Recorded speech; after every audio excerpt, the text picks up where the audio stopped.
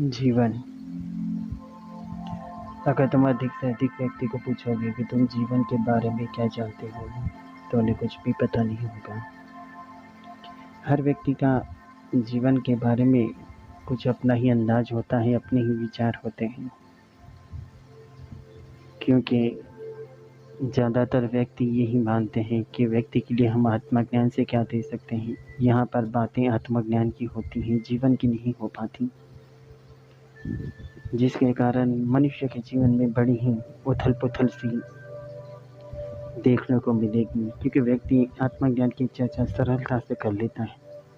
वो बहुत कुछ जान चुका है कि आत्मज्ञान क्या होता है, अनुभव की बातें, विशेष तौर पर विचारों की एक भरमार लिखी है, लेकिन जीवन की बातें कहीं नहीं। यहाँ पर हम जीवन के बारे में क्या दे सकते हैं, जीवन के बारे में हमारे पास क्या है, क्या हम अपने जीवन के बारे में जानते हैं, क्या हमें अपने जीवन के बारे में कुछ करना चाहिए।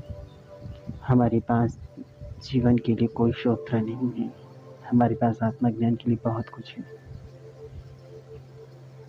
मैं ये नहीं कहता कि आत्मज्ञान या योग प्रामाणिकता गलत है, लेकिन जहाँ पर जीवन ही ना हो, सक्षमता ना हो, जीवन की कोई परिभाषा ही नहीं है, यहाँ तक कि जीवन की कहीं कोई आहट सुनाई नहीं देती, लेकिन आत्मज्ञान योग की बातें सरलता सुनाई देती हैं। हर कोई व्यक्ति यहाँ पर आत्मज्ञानी और योगी बनना चाहता है, लेकिन एक सुंदर जीवन की कल्पना या सुंदर जीवन जीना कोई नहीं चाहता। यहाँ पर हमें बात करनी चाहिए एक सुंदर जीवन की, नहीं आत्मज्ञान की, क्योंकि जीवन का महत्व है। अगर आप आत्मज्ञान प्राप्त करके या योग प्रणालिकता से जुड़कर ये किस जीवन के महत्व को नहीं समझेंगे या तुम्हारे पास एक सुंदर जीवन नहीं है, तो योग और आत्मज्ञान किसी काम का नहीं। तुम्हारी आध्यात्मिकता वहीं की वहीं रहेगी, केवल तुम्हारी बातों में, तुम्हारे विचारों में, और यही तुम्हारे लिए सबसे बड़ी समस्या है कि तुम आध्यात्मिकता में आना चाहते हो, लेकिन रुके रुके हो, क्योंकि तुम्हारा जीवन को तुमने रोक कर रखा है। इसलिए पहले तुम्हें अपने जीवन को समझना होगा, इस जीवन को जीने के आधारित बनाना पड़ेगा।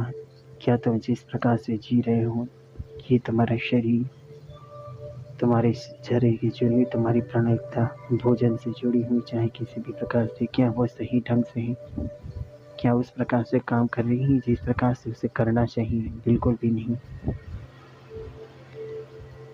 लेकिन आजकल केवल इसे योग पद्धति से और आत्मज्ञान की बातों में पीसा जा रहा है, जिसमें जीवन पीस जाता है।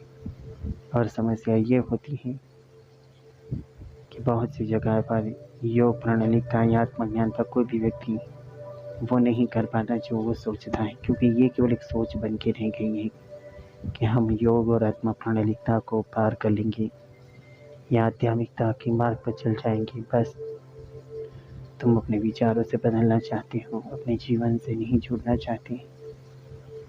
आध्यात्मिकता जीवन से जुड़ी होनी चाहिए, विचारों से नहीं।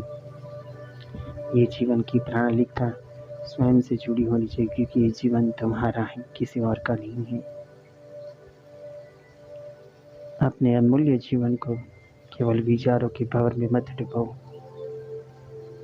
इसीलिए हर एक व्यक्ति का ये प्रथम धर्म बनता है कि वो अपने जीवन को समझे, इस जीवन के मूल्य को समझे, इसकी धारा को समझे, इस जीवन को सूक्ष्म से सूक्ष्म तरीके से जानने के प्रयास करें, इसके अवसर के लाभ उठाए कि तुम एक जीवन हो। बस ये मानने से नहीं होगा, तुम्हें कुछ करना पड़ेगा, कुछ बेहतर करना पड़ेगा जो विचारों से नहीं हो पाएगा। आइए जीवन की यात्रा से जुड़कर हम अपने इस जीवन के महत्व को समझें और इस जीवन को उत्तम बनाते हैं।